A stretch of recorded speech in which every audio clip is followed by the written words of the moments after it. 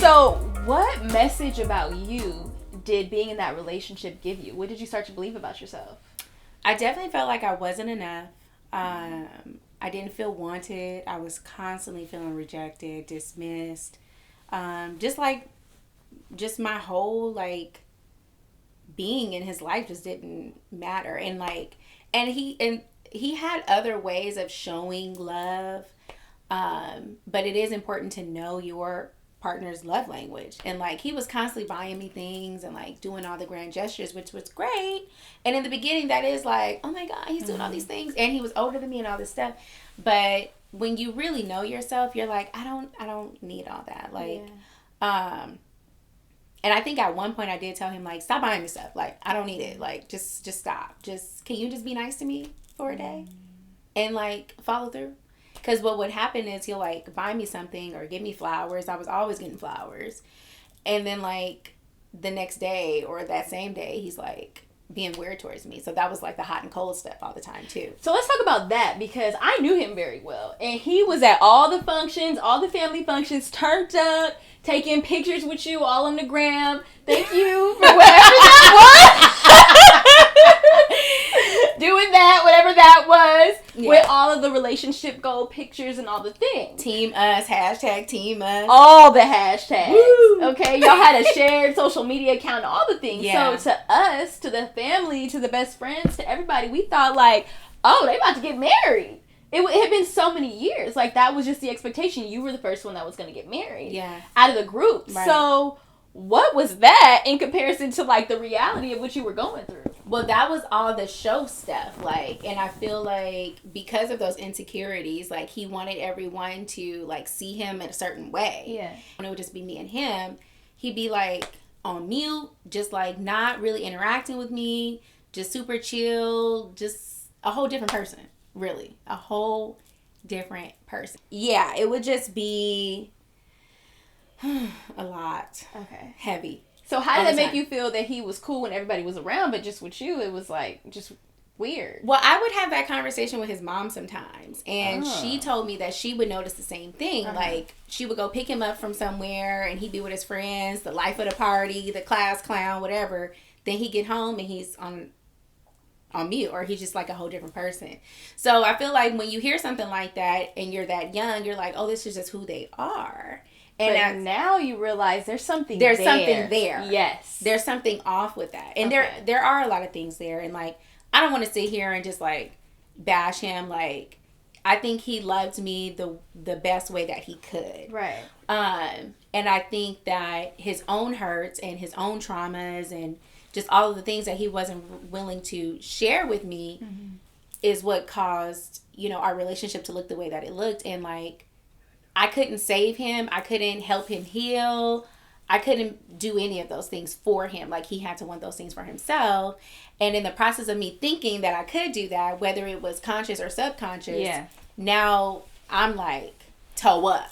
Right, because as women, we always trying to help somebody. We always try to help our man and just... And it's nothing wrong with being a helpmate, but you can't make anybody do anything they don't want to do or anything they're not ready to do. But you also don't have to take their hurts on and sacrifice your own like joy and happiness and peace, for the sake of their stuff. Right. Literally their stuff. Right. Because you, as a therapist, I'm sure, tried to get him to get help. I did. I encouraged him to get therapy multiple times. I even encouraged, or I was like letting him know like maybe we should get therapy, him and I, so we can go to couples counseling. Not open to it whatsoever. At all. So how did you make your way out? How did you make your exit after all those years? It was just starting to become too much. I was starting to be accused of doing things outside of the relationship with other people. We couldn't go on trips without like there being some kind of issue. And I just remember feeling like, this is just too much. It's just getting to be too much. I'm tired. I don't have the desire to be around him. I don't even want to like bring him around family or like any kind of like social events. Like, and there were a couple times where I would think to myself, dang, but he's so close to my family. My siblings love him. My friends love him. He was super close to my mom. And I was really close to his family, too. Super close to his mom and his niece and all of that. But I just was like, I got to think about my happiness. And right now, I'm like crying all the time. We're arguing all the time. It's just not happening. So, I made my decision. And I remember, like, him wanting us to talk, to, like, make it official, I guess you could say. And I just remember, like, on my way to him, I remember feeling, like, anxious thinking about changing my mind. About staying. Yes. And when I got to that park, I was like, I can't do it. And here we are. I was like, I can't go back. I can't change my mind. Like, this is just not going to work. So that day, going through like an official breakup after 6.5 years of your life, you basically grew up because we were still developing as women. As young girls at 19, 20, 21, all of that. Yeah. So those were during your like core developmental years. Yes. And now you're officially ending this thing. What comforted you in that time? Jesus. Period. Like, for real. So tell me about that. And it was like, it wasn't even planned. So as you know, like, I grew up in the church. I would sing, I would dance, like all of that stuff. So I hadn't attended my church, my home church, in a long time because I was going to church with my ex. And I remember my choir director, he reached out to me maybe like 3 weeks before that happened. And he was like, hey, we're trying to get the gang back together. Because we would like hang out all the time, like outside of singing at church. We're trying to get the gang back together. You know, we want you to come sing. And I'm like, okay, I'm down. Like, I didn't have no hesitation about it. I was like, okay, cool. And it was like, it worked with my schedule and everything. And then that day came, the day I was supposed to go to rehearsal, which was the day that we actually like made it official, the breakup. Yeah. And I went to rehearsal later that day. And you were... And I was fine. Wow. I was fine. I was singing my little heart out. You were ready for it. I was ready. Yeah. Yeah. And that's why I always like tell people, you know, when they're going through their stuff with their, you know, relationships, like, you'll know when you're ready. Yeah. You'll know. You'll feel it. So, what things did you do to just, like, heal? Like, what did your healing process look like? What did your process of just, like, moving on look like? I went to therapy. I went to therapy, and I was in therapy for 1.5 years, that's a long time. That's a long time to be talking about somebody. And that wasn't all.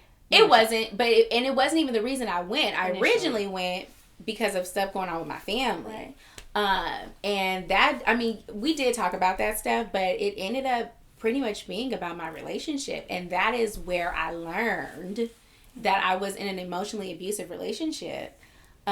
Wait, so you were in an emotionally abusive relationship for almost 7 years, and you didn't even know it. Didn't know it. Until you were out of it. Didn't know it as a therapist. Process. And you're a therapist on top of that, because you've been a therapist for some years.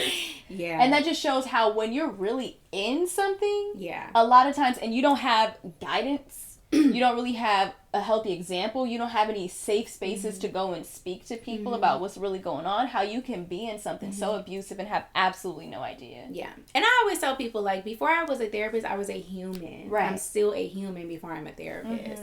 And there was many years of the relationship before I made that step into my career. So yeah, you were so young. You were still in college. I was still in college. Yeah, yeah. But yeah, therapy was like, it was everything and then some. I love my therapist. Shout out to Julie. Shout out to Dr. Julie. Thank you. She was just like great. She was faith-based, so that was awesome. And she just like, she was just making things very clear to me. She was gentle, but she just made it very, very clear. And I was just like ready. I was ready to talk about it, and I was willing to just like get it all out. I remember there being sessions where I would be crying uncontrollably. Yeah. And it was just like cleansing. It was cleansing. And like during that time, it really just like kept me like solid in my decision.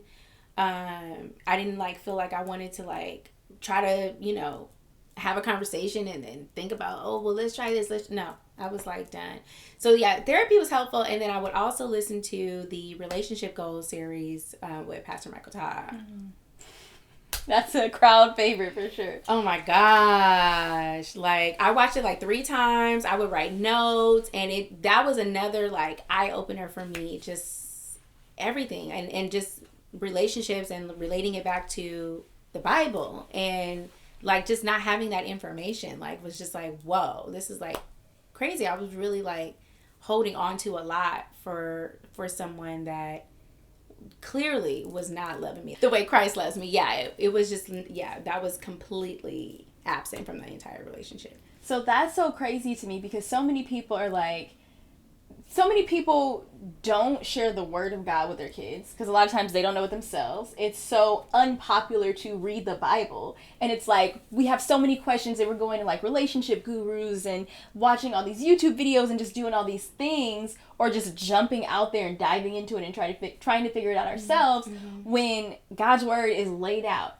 the way relationship was designed. Yes. He is the creator of relationship. Yeah. So why wouldn't we go to the source, right, to learn how do we best have a healthy relationship? Yeah.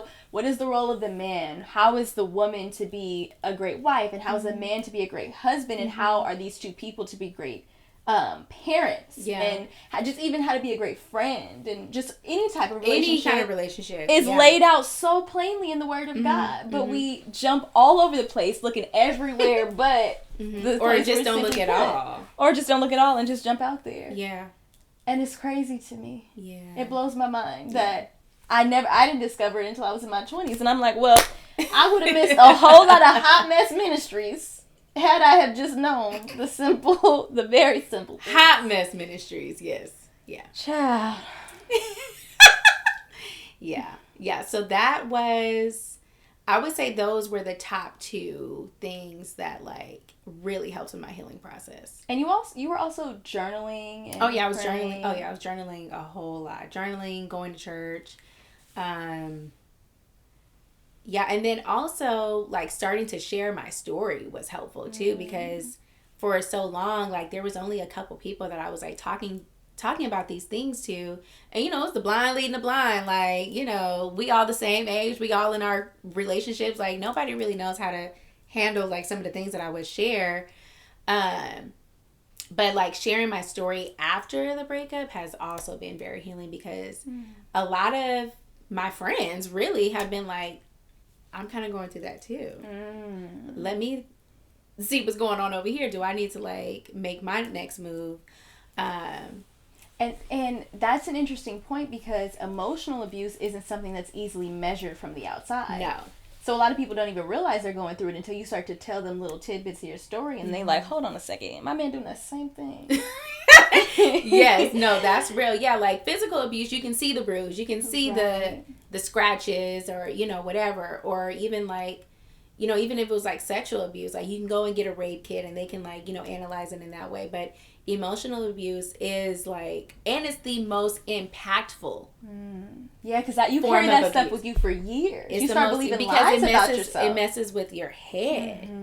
And so even like as I would like share my story, people are like, what? Like they can't even believe it. Yeah. Because he was just such a different person in front of everybody.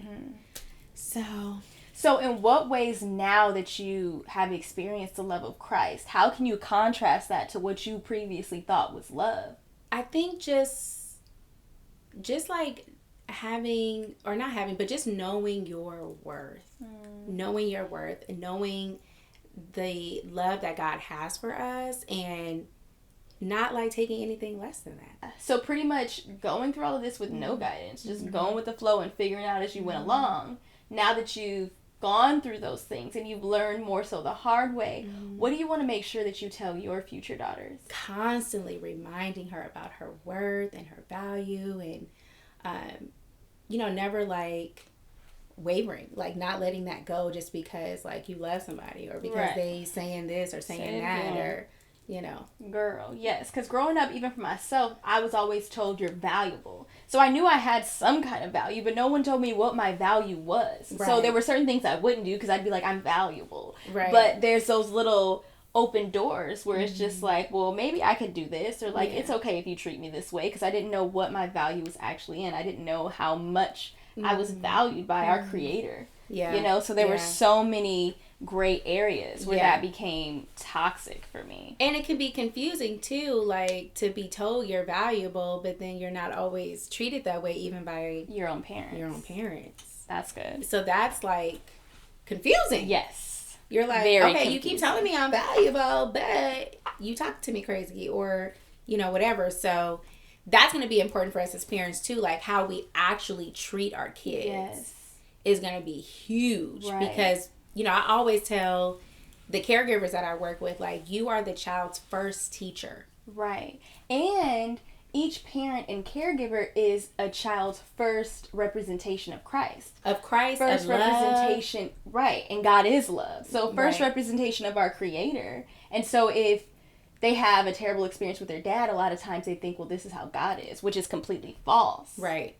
Right. And so that goes back to knowing God and knowing His Word and allowing Him to lead and guide us as parents and as spouses and as leaders and examples. And staying true to God's Word, because there are people who are godly, Christian, religious and all of that, but then they treat people crazy. Yeah. So like staying true and like really being an example. That's good. Is important. That is so good. So what's your life looking like now? What's your relationship status looking like now? So I can't. So I was single for, I'm like, let's rewind. Yes, let's rewind. I was single for 2 years.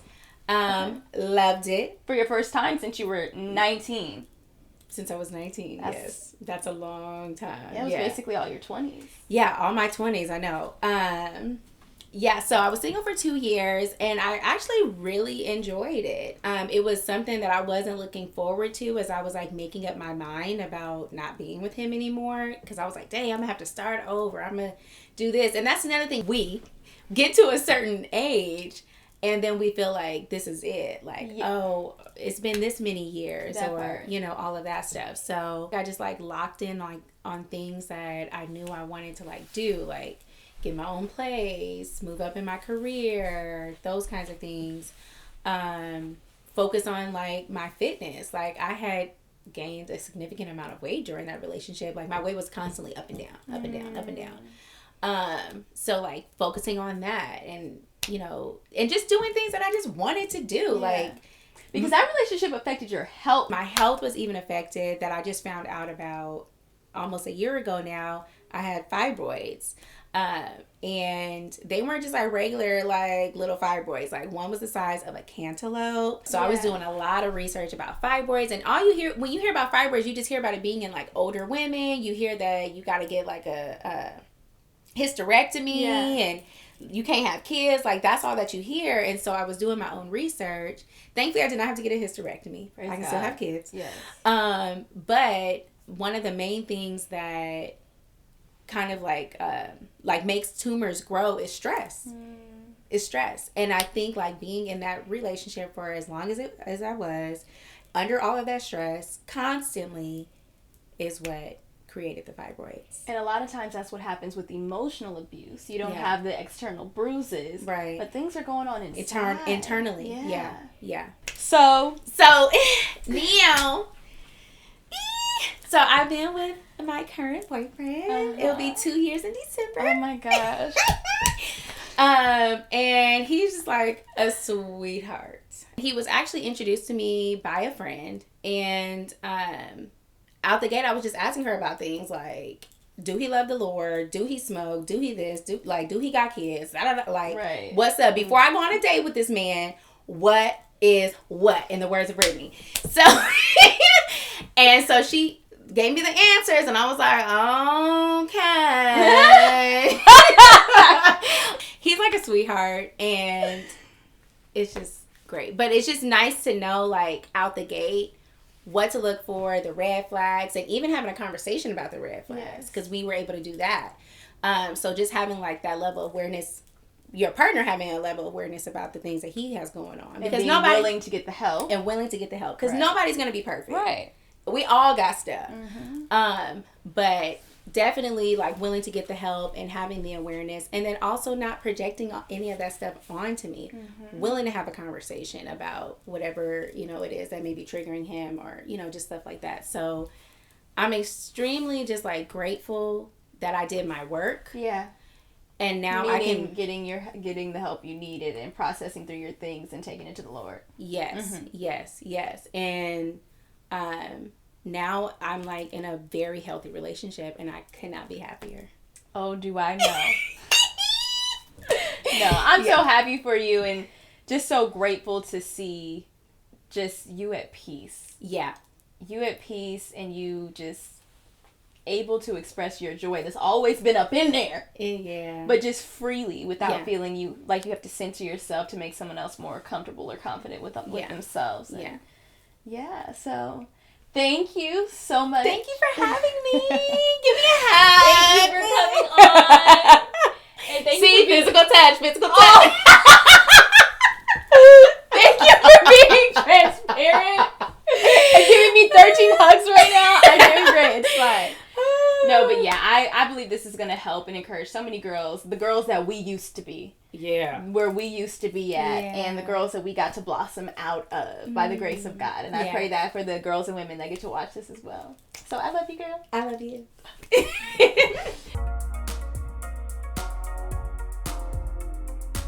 Thanks so much for watching this episode of Girlhood, and to find out more about Brooke's love story and the other things that she enjoys doing, check the description below.